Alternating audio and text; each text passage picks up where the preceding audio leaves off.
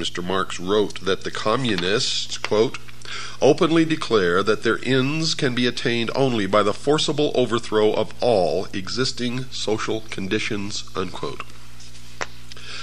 Nesta Webster, a writer on the subject of conspiratorial organizations in the past, wrote this in her book entitled Secret Societies, quote, the revolution desired by the leaders of world revolution is a moral and spiritual revolution, an anarchy of ideas by which all standards set up throughout 19 centuries shall be reversed, all honored traditions trampled underfoot, and above all, the Christian ideal finally obliterated, unquote.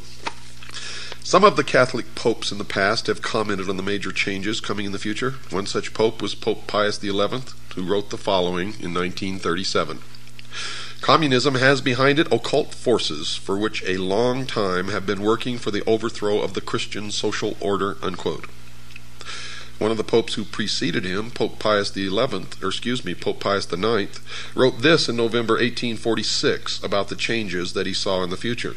Quote, that infamous doctrine of so-called communism is absolutely contrary to the natural law itself, and if once adopted, would utterly destroy the rights, property, and possessions of all men, and even society itself, unquote.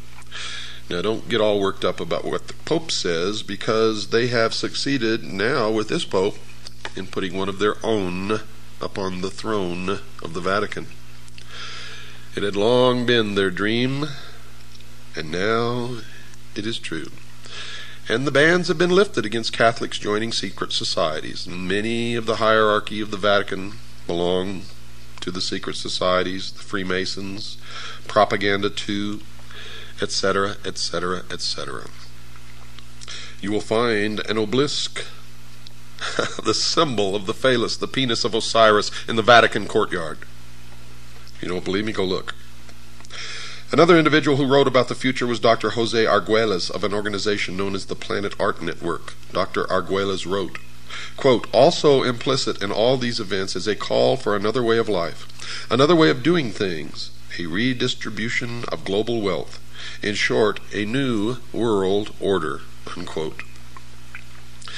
Now, just what the future society was that these people are talking about was described in a brief manner by Marilyn Ferguson in her book entitled The Aquarian Conspiracy, and she wrote this, quote, the new world is the old, transformed, unquote. Another clue about what is in store for the future world was offered by Dr. James H. Billington, who received his doctorate as a Rhodes Scholar. Where have you heard that before? You have a Rhodes Scholar sitting in the Oval Office right now. Received his doctorate as a Rhodes Scholar at Oxford University and has taught at Harvard and Princeton universities. He wrote this in his book entitled Fire in the Minds of Men. Quote, this book seeks to trace the origins of a faith, perhaps the faith of our time.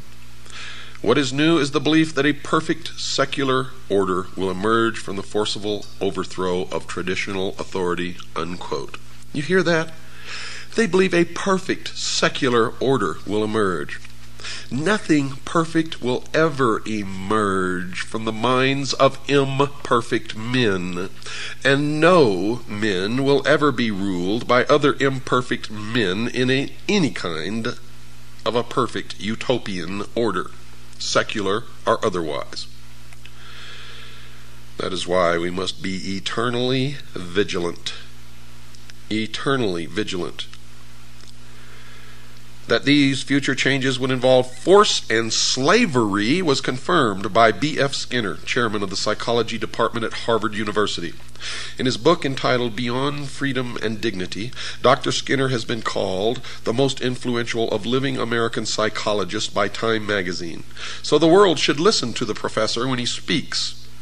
The magazine told the reader what the message of Professor Skinner's book was. Quote, we can no longer afford freedom, and so it must be replaced with control over man, his conduct, and his culture, unquote.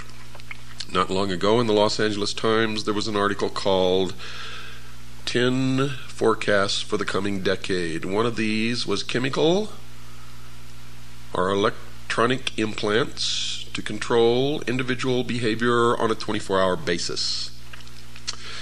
Another student of these changes is Alvin Toffler, who wrote this in his book entitled The Third Wave. And you should read everything that he's written, by the way, because what he's writing is what is coming. Quote, "A new civilization is emerging in our lives. This new civilization brings with it new family styles, changed ways of working, loving, and living, a new economy, new political conflicts, and beyond all this, an altered consciousness as well. The dawn of this new civilization is the single most explosive fact of our lifetimes," unquote. Another scientist involved in commenting upon the future changes was Dr. Carl Sagan, and he's observed this, quote, "It's clear that sometime, relatively soon in terms of the lifetime of the human species, people will identify with the entire planet and the species," unquote.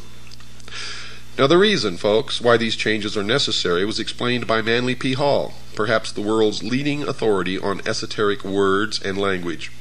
He was a 33rd degree Freemason.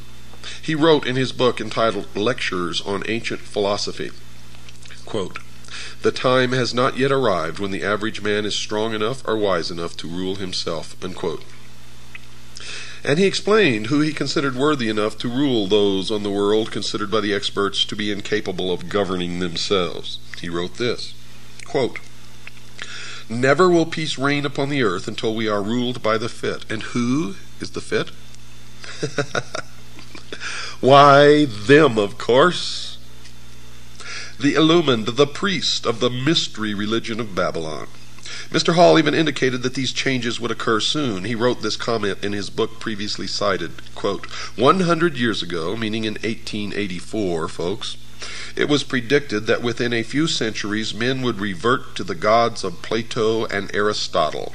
We may all look forward with eager anticipation to that nobler day when the gods of philosophy once more shall rule the world," unquote.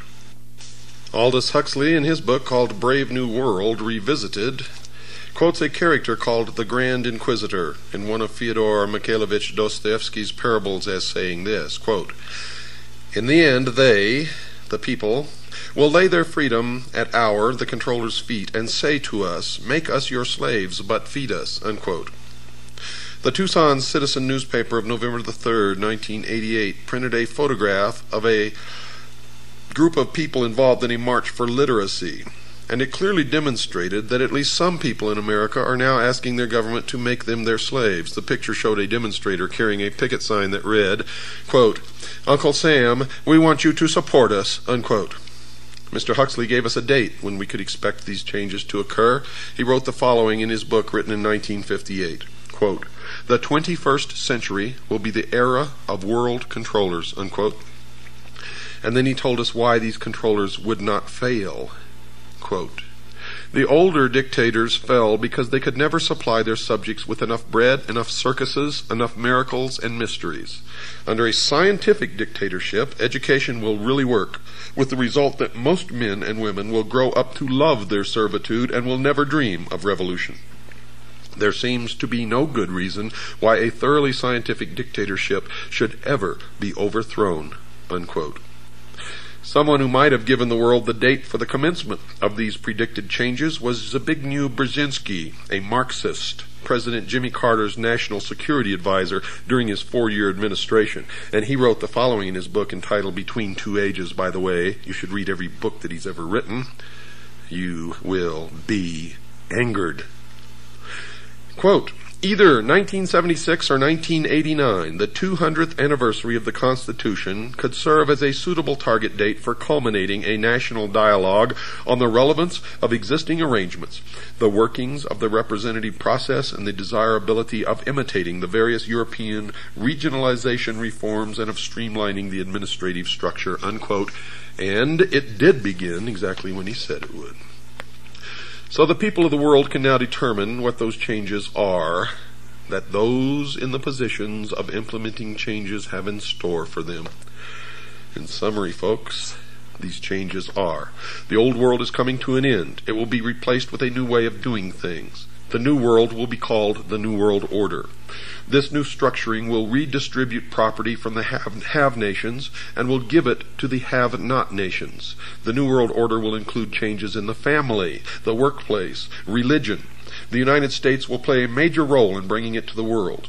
World wars have been fought to further its aims. Adolf Hitler, the Nazi socialist, supported the goal of the planners. The majority of the people will not readily accept the New World Order, but will be deceived